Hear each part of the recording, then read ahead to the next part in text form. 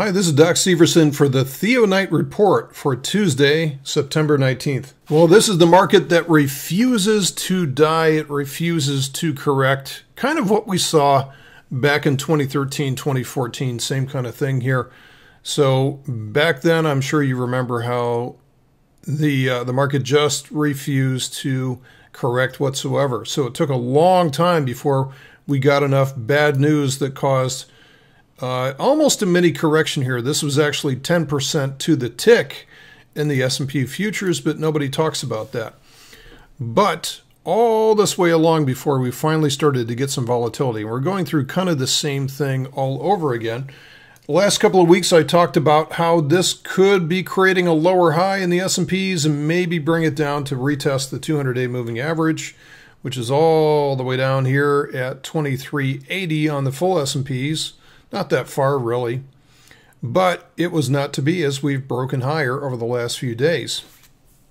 So what I thought I'd do today is to kind of break this down a little bit further, go into the different S&P sectors that are out there to see what's strong, what's weak, and what's most vulnerable, either to break out or to break down. So we have the financials here. The financials, after a long time, really, this has been since midway through 2016, the Brexit reaction, since financials have since last hit the 200-day moving average. And you can see that last week we finally had the financials coming down to retest that 200-day moving average, and they viciously V-bottomed off of that level. So they're going back up right at this point, near to recent highs. I'm not going to say all-time highs because those were back here in 2007. So I'd say this is still a fairly strong chart. We have a strong monthly uptrend with what is now a rising amount of energy. We have a lot of weekly energy. The only thing that we do not have on this chart is daily. So we may see consolidation up at this level here at about 25.5. Next is utilities, and utilities are not far away from an all-time high as well too. And you'll notice that the way that the price has been sort of keeps recharging, keeps pulling back. This is allowing this chart to maintain a very strong trend because of these occasional dips. Think about if you were to climb up a mountain, instead of running all the way up, you were to pause every so often, sit down, rest, and then go again. You could go almost indefinitely as long as there was light outside, right? And this is kind of what the utilities are doing. They're just pausing right now. There's been no change in the trend. There's no weakness in the utilities right now. Only thing that we'll watch for here is the daily exhaustion, which is kind of driving this. Now down to consumer staples. Again, kind of the same thing here. Fair amount of energy across the board, just in another kind of sloppy consolidation up here. But there's nothing really wrong with the staples chart right now that says that this has to move one way or the other. This is a very strong move, though. Watch out for any kind of a change in polarity, which will begin from the inside out. So if we start to lose the 54 level on XLP, this is where we'll start to see the reversal originate from. Now to building materials, XLB, of course, this is strong with all of the recent hurricane activity, thinking that there's going to be a lot of people buying materials for quite some time to come. Daily exhaustion, probably going to see a small consolidation up at this level, but all-time highs, nothing wrong with this chart. Not going to go into technology. Technology is, of course, very strong, been consolidating for quite a while now. The only limitation to technology is this massive monthly exhaustion level. At some point, this chart's going to have to pay for this level of linearity, which has come off of the 2016 consolidation. Okay, energy is probably the most intriguing chart because it is the one chart that is nowhere near all-time highs, right? It's nowhere near all-time highs since 2014. But is this move here the beginning of a higher low on the monthly chart? If it is, this could be a huge opportunity because everybody's been waiting for energy to break back higher for a long time. Now, the very first thing that will happen starts down here at the daily chart. Reversals start from the inside out and they propagate higher. So what we'd have to see is at some point here, either a combination of higher low and then higher high, or initially higher high and then higher low after that.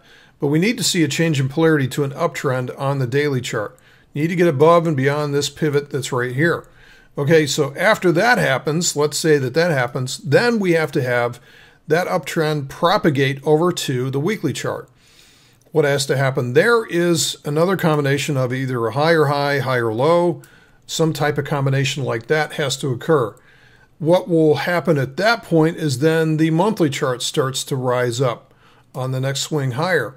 What has to happen there is the same thing. We have to have some kind of combination of higher high, higher low, breaking higher to create that change in polarity. So right now, this could be a higher low. So one way to do this could be as if the price just rips higher above the $80 level, and that's going to print a higher low, higher high. That's going to mean a strong weekly trend to the upside. Okay, but I'm getting ahead of myself here because it's not going to get there all at once. Right now we have a daily exhaustion signal. More than likely we're going to see the energy ETF at least flag out at the very least here for the short term. But watch that $67 level. If the price is able to get above and beyond there, we could see this kind of propagation go from one time frame to another, and it could be a big opportunity going forward. This is, after all, the one sector on the S&P that's just been beat up to death over the last 3 years.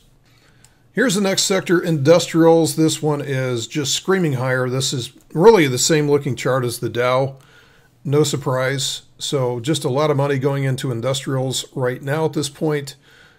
Nothing wrong with this chart. Here's healthcare. Now, healthcare has been able to get past all of this indecision, and it too is actually going in the same direction here. So it's breaking higher up here. Nothing wrong with the trend. The only thing that's going to be a little bit of a liability here is not only short term, the daily chart is exhausted to the upside, but also approaching exhaustion down here is going to be the monthly chart. Still a ways to go, but nothing wrong with this trend right now. And then finally, bringing up the rear is the consumer discretionary sector. Right now, what we're seeing is a weekly consolidation, setting up another flag up here at this level. We should expect to see this break higher. If this does not break higher, this could start a chain reaction as well too. Keep in mind that this is not tested the 200-day moving average since the election. This could be a good reset to come back down here to test that 200-day moving average. We'll see whether this prints a lower high and then a subsequent lower low. That could be the beginning of a downtrend, so just keep an eye on this one. Right now, there's nothing wrong with the chart per se, but this is how reversals occur. They start from the inside out and propagate lower. So as I look across this body of work, if we go back here to the S&P 500, again, I hear a lot of things from people saying that this market's going to die, this is going to happen, that's going to happen. Boy, wait till this thing really crashes. You won't be able to get out of the way. That's all true.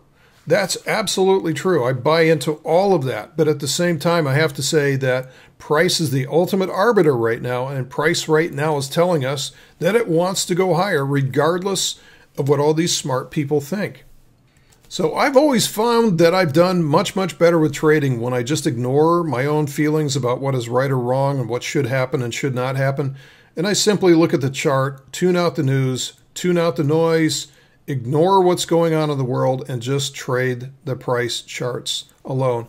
Things become very simple. Things become very focused when you do that. Might I suggest that we all do the same as well too? Thanks. That's it for today's report. We'll see you tomorrow.